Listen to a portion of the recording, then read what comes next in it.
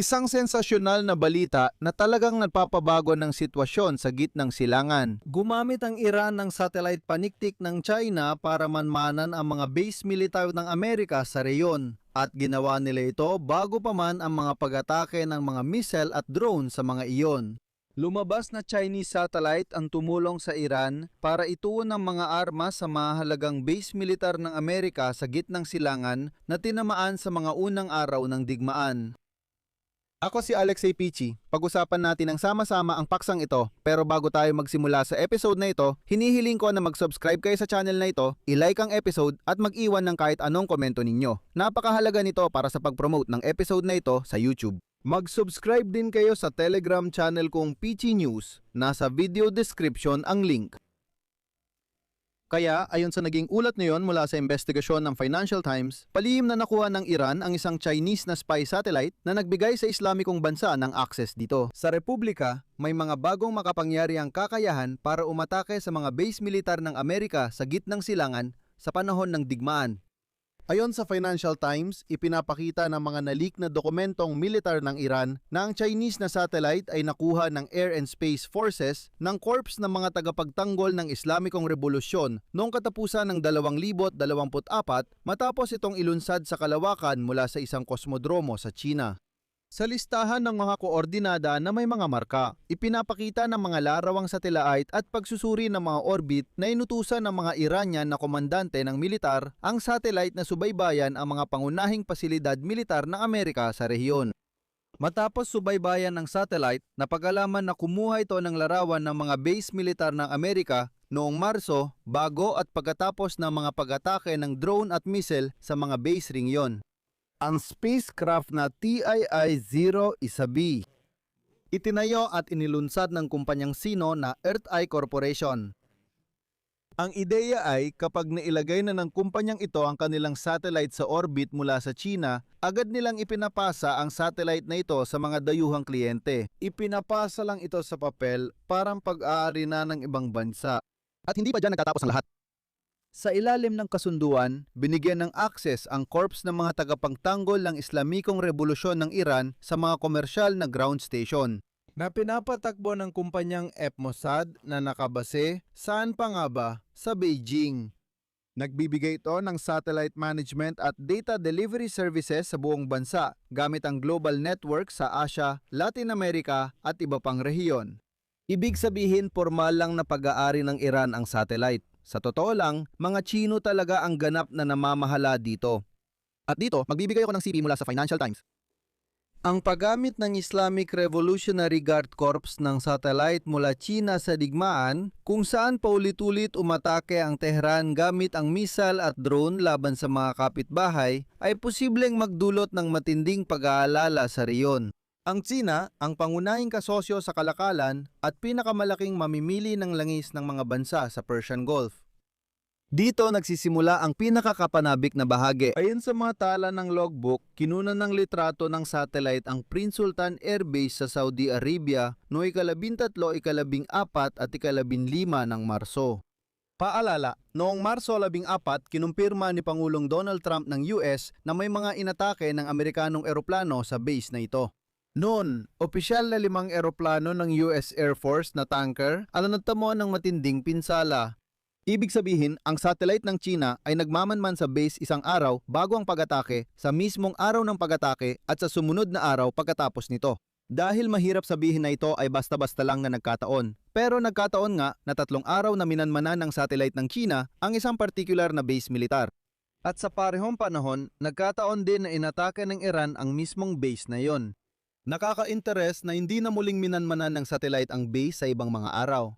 Ang satellite ng China ay nagmamanman din sa Muwafaq Salti Air Base sa Jordan at sa mga pasilidad na malapit sa base ng ika-5 Fleet ng US Navy sa Manama na nasa Bahrain. At minanmanan din ito ang paliparan ng Erbil sa Iraq. Noong panahong iyon, inako ng Corps ng mga tagapagtanggol ng Islamikong Revolusyon ang responsibilidad sa mga pag-atake sa lahat ng nasabing pasilidad. Sinusubaybayan din ng satellite ang Campo Biring at base ng himpapawid na Ali Al Salem sa Kuwait, ang base militar ng US na Campo Lemani sa Djibouti, at ang pandigdigang paliparan ng Duqm sa Oman. Kasama sa lugar ng pagmamanman ng sibilyang infrastruktura ng mga bansa sa Persian Gulf, ang pantala ng mga container na Khorfakan at planta ng kuryente, pati na rin ang planta ng desalination ng Kitfa sa United Arab Emirates. At pati na rin ang kumpanyang Alba sa Bahrain, isa ito sa pinakamalalaking pabrika ng aluminyo sa buong mundo. At muli, sa isang kakaibang pagkakataon, ilan sa mga pasilidad na ito ay inatake ng Iran. Alam na ang satellite na TII-01B ay kayang kumuha ng mga larawan na may resolusyon na halos kalahating metro na maihahambing sa mataas na kalidad ng mga komersyal na satellite ng mga kanluraning bansa.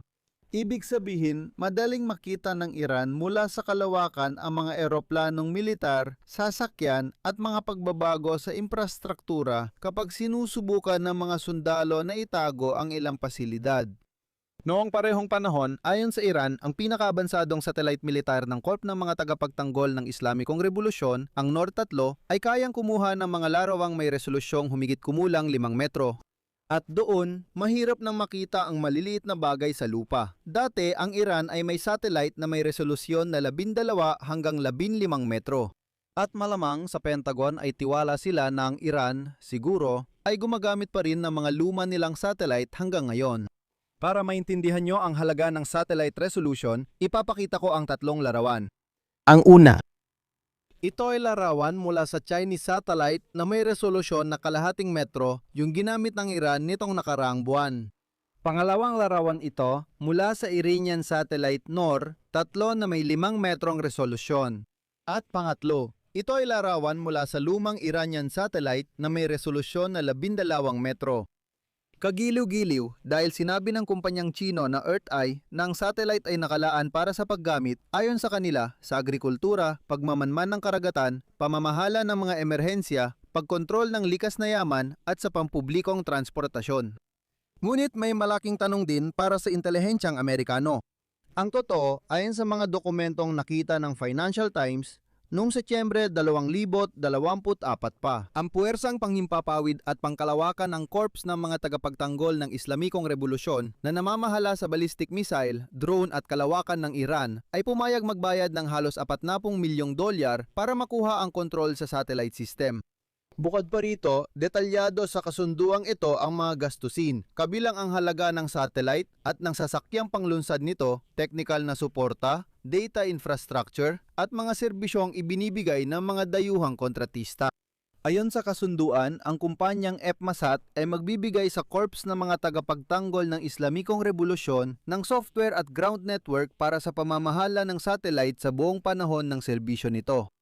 Ang mga sistemang ito ay magpapadala ng utos, tatanggap ng telemetry at larawan, at papayagan ng KSI na kontrolin ang satellite saan mga bahagi ng mundo. Ang punto ay kahit alam ng Estados Unidos ang tungkol sa ganitong satellite, wala silang magagawa rito dahil pisikal na ang satellite at lahat ng kontrol ay pagmamayari ng China, hindi ng Iran. Sa madaling salita, umuupa lang ang Iran. Bakit ko ito binibigyang diin? Ang dahilan ay noong Hunyo 2025 at Marso 2026, unang tinarget ng Estados Unidos at Israel ang mga ground station ng satellite communication ng Iran gamit ang mga missile upang bulagin ang corps ng mga tagapagtanggol ng Islamikong Revolusyon. Pero hindi mo basta-basta pwedeng atakihin ang ground station ng China na matatagpuan kung saan man sa Beijing. Isa pang detalye, inanunsyo ng sandatahang lakas ng Israel na inatake nila ang pangunahing sentro ng pananaliksik ng ahensyang pangkalawakan ng Iran na gumagawa ng military satellite para sa intelligence gathering. Kahit masira pa ang maraming pasilidad sa Iran, hindi mabubulag ang corps ng mga tagapagtanggol ng Islamikong Revolusyon dahil ayon sa ulat, nasa Beijing pa rin ang kanilang pangunahing mata. Samantala, ipinagyabang ngayon ni Trump na di umano'y sumulat sa kanya ng liham si Xi Jinping, kung saan tiniyak nito na hindi raw tinutulungan ng China ang Iran. Ngunit tungkol dyan, mas detalyado na sa susunod na episode. Dito ko ilalagay ang ellipsis. Mga kaibigan, gusto kong irekomenda sa inyo, pati kay Donald Trump, Presidente ng Estados Unidos ng Amerika, ang isang YouTube episode na ang pamagat ay tama na ang pagpapanggap na normal. Episode ito ng paborito kong psychologist. Matagal ko nang nire-rekomenda ang YouTube channel na ito. Link ay nasa description. Panurin ninyo. Doon, magandang paliwanag kung paano tayong lahat ay palaging sinusubukang mag-adjust sa mga tao sa paligid natin, sinusubukang pigilan ng ilang mga ugali natin, at hindi lang yon. At sa ganitong paraan, alam mo, parang sinasakal natin ng kaunti ang sarili natin. Kaya inirekomenda kung panurin ninyo ang episode na ito. Ilalagay ko ang link sa description at nakapin na komento sa ibaba. At mga kaibigan, siguraduhin bisitahin ninyo, panuorin at mag-subscribe. Hanggang dito na lang. Ingatan ninyo ang inyong sarili. Paalam sa lahat.